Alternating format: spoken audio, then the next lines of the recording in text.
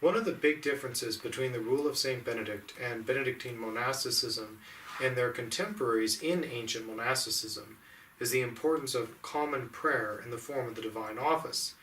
That does not mean that other monks did not value psalmody or common prayer. They greatly did. In fact, in the writings of the Desert Fathers, we see that they would punish monks by depriving them from being allowed to pray in common. St. Benedict calls the singing of the divine office Opus Dei, or work of God.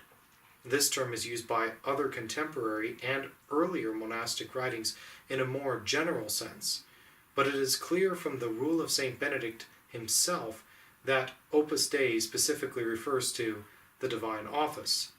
In Abbot Cuthbert's work on St. Benedict, he points out that St. Benedict devotes 11 chapters in his rule to the ordering of the office, and that it is the one subject that he legislates in minute detail. In his rule, he says, nothing is to be set before the work of God.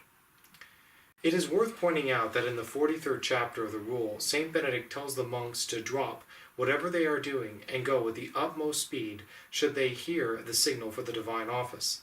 That monks who came late should be shamed as to amend, but even if they are late, they should come anyway, and that they should not return to bed and sleep, or, worse yet, settle down and engage in idle talk, giving occasion to the evil one. As poor knights who live and work in the world, we find many times where we are not at church or in the monastery where there will be calls to prayer. Nevertheless, as our Grand Master recently reminded us in his letter, we are still bound to a monastic observance of the office. Chapter 50 of the Rule of St. Benedict provides some good guidance on this point. He says, quote, "The brethren who are at work too far away and cannot come to the oratory at the appointed time, and the abbot hath assured himself that such is the case, let them perform the work of God in the fear of God and on bended knees where they are working.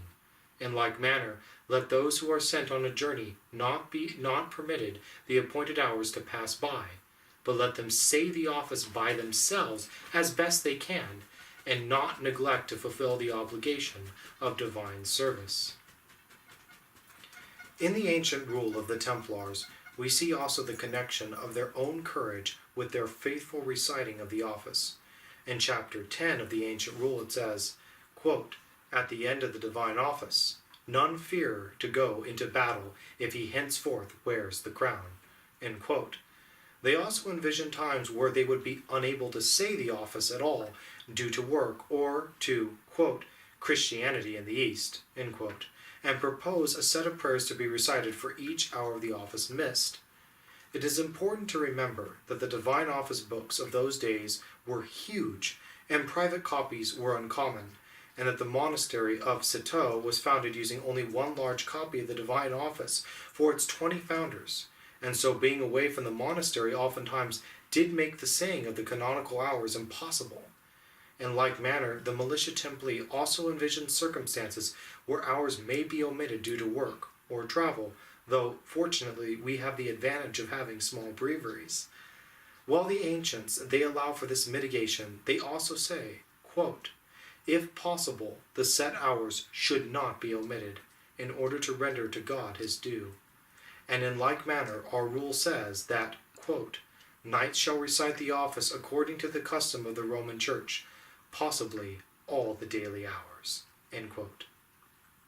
Our rule also says that, quote, "The knights shall endeavor to recite the office together as much as possible." End quote. When knights meet, they ought to recite the appropriate office, and if they meet a long time, they will recite all the hours which where their meeting passes.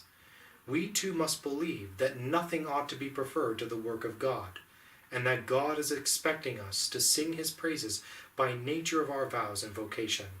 We must be prepared to answer for our diligence in this sacred duty, both in times and manner in which we say the office.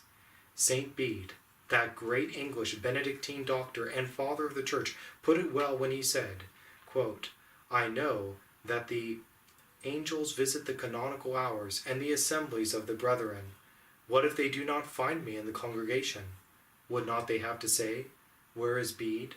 Why has he not come to his brethren to the appointed prayers?'" End quote.